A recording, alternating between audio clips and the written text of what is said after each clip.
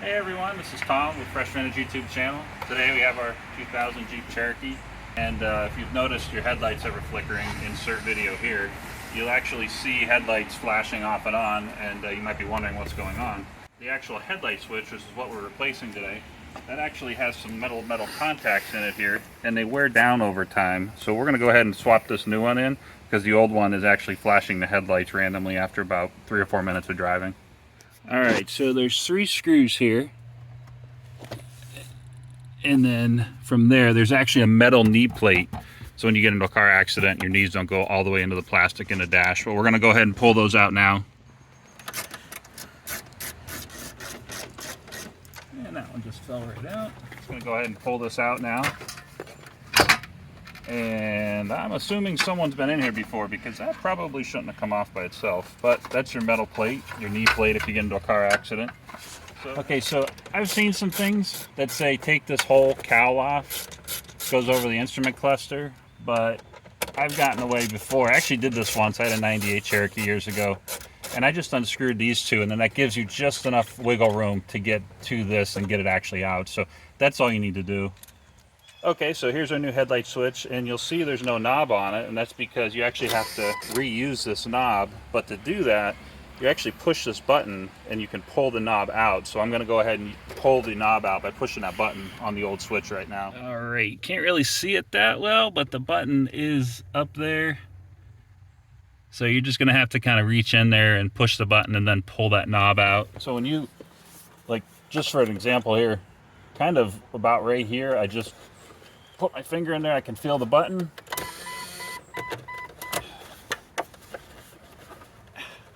All right, so just like this, I put my finger in here, I can feel the button right there, and should be able to. Why won't that come out?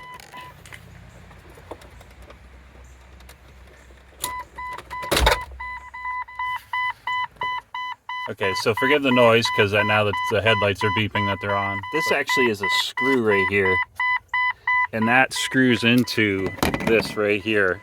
So I'm going to go ahead and use a flat blade screwdriver and unscrew it right now. Hey, this is Jay. Pro tip: Tom didn't realize you hold this button and it acts like the door's closed. So carry on.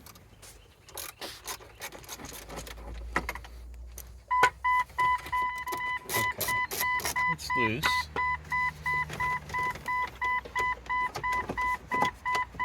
Okay, so that's sitting in there.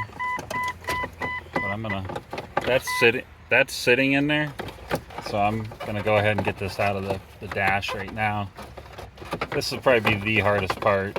It's just a matter of getting it down like this, and there we go. Okay, so this actually needs to come apart, this rail here, and this is actually exceptionally hot, which makes sense considering it was running just now. So we're gonna do this.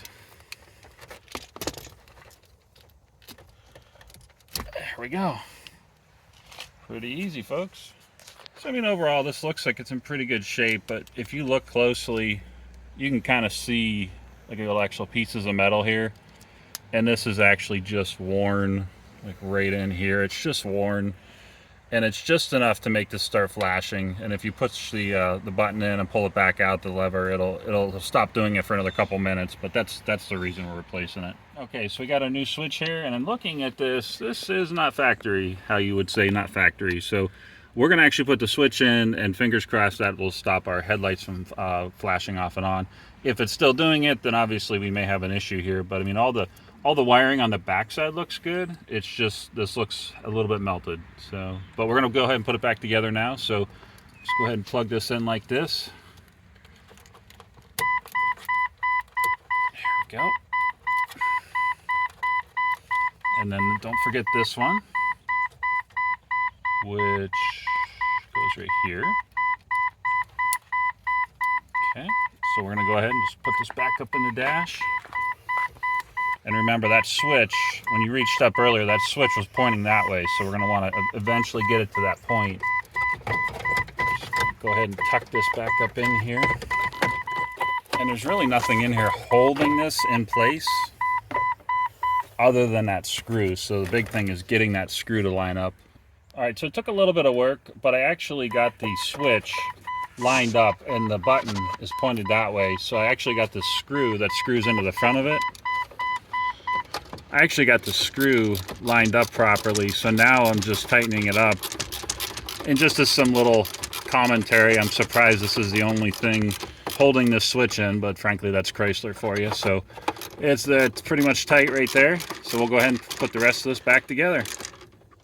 And so the moment everyone's been waiting for, just go ahead and push this in. There's that. And epic fail. What happened here?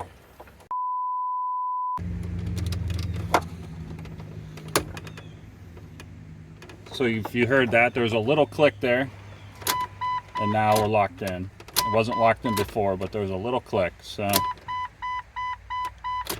right, we'll go ahead and reassemble this.